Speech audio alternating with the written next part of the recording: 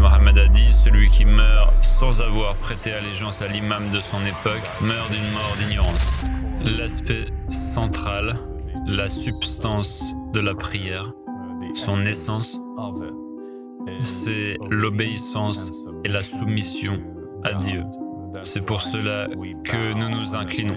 Et c'est pour cela que dans certaines scènes de films ou de pièces de théâtre qui recréent le passé, on voit la congrégation ou les sujets se tenir devant un roi et ils s'inclinent devant le roi, où ils reproduisent les gestes de l'Uqwa.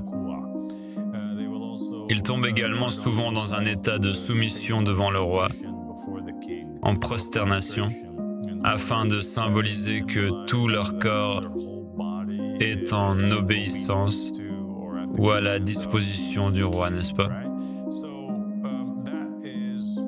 Ce sont ces mêmes actions que le croyant accomplit dans la prière. Il se tient devant Dieu, le roi.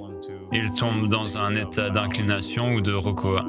Et ensuite, encore plus bas, dans un état de prosternation ou sujoud devant Allah subhanahu wa ta'ala, symbolisant qu'il va obéir à Dieu en toutes choses.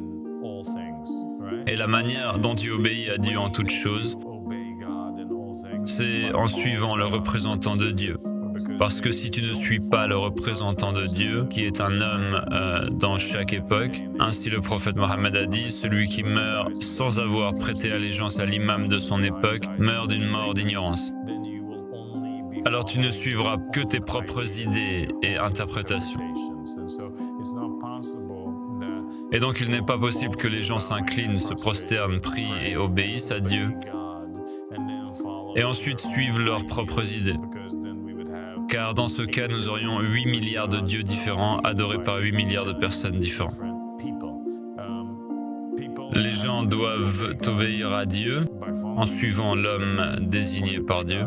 Et donc l'essence de la prière, c'est l'obéissance à l'homme désigné par Dieu en chaque époque. La prière est un homme.